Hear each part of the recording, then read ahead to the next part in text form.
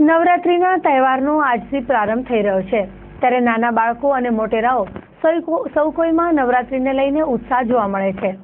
ખાસ કરીને નાના બાળકો નવરાત્રિમાં રાસ ગરબાને અનુરૂપ વિવિધ સ્ટેપ્સ શીખી રહ્યા છે। આ માટે ખાસ ક્લાસીસ પણ ભુજમાં ચાલી રહ્યા છે। ખાસ કરીને બાળકો મોટેરાઓ વિવિધ રાસ ગરબાના સ્ટેપ્સ શીખીને નવરાત્રિમાં સંપૂર્ણ તૈયારી સાથે ગરબે ઘૂમવા માંગે છે।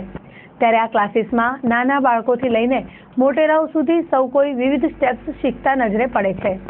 આ ક્લાસીસ ચલાવતા સંચાલકે ચંચળ ન્યૂઝ સાથે વાત કરી હતી। આ વખતે સૌથી સારી વસ્તુ એ છે કે અમારી ત્રણેય બ્રાન્ચ પર લોકો સવારે 8 થી કરી અને રાતે 12 વાગ્યા સુધી તૈયારી કરે છે, જેમાં પ્રોફેશનલ અલગ હોય છે અને ફેમિલી મેમ્બર્સ અલગ હોય છે।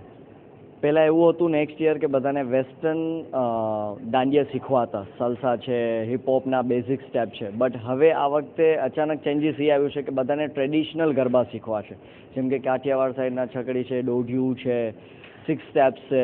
તો એવા સ્ટેપ્સ લોકોને અત્યારે બહુ ઈચ્છા છે કે ભાઈ અમે કંઈક નવું શીખીએ, અને એ પણ ફેમિલી સાથે, કે લોકો પોતાની જેમ વેડિંગ ફંક્શનમાં લોકો એક આખું પોતાનું ફેમિલીનું ગ્રુપ બનાવીને આવે છે, એવી રીતે અત્યારે અમારા કને રાતે અને સવારે પણ જે બિઝનેસ વુમન છે કે જે બિઝનેસ કે જેના પોતાના જોબના શિડ્યુલ્સ હોય છે, તે લોકો સવારે કે રાતે પોતાની ફેમિલી મેમ્બર સાથે આવે છે અને ગ્રુપમાં રમે છે।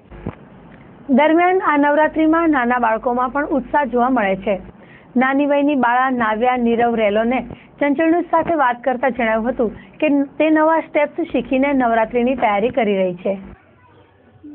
मैं नवरात्रि में कंपटीशन के लिए भाग लेने जा रही हूँ।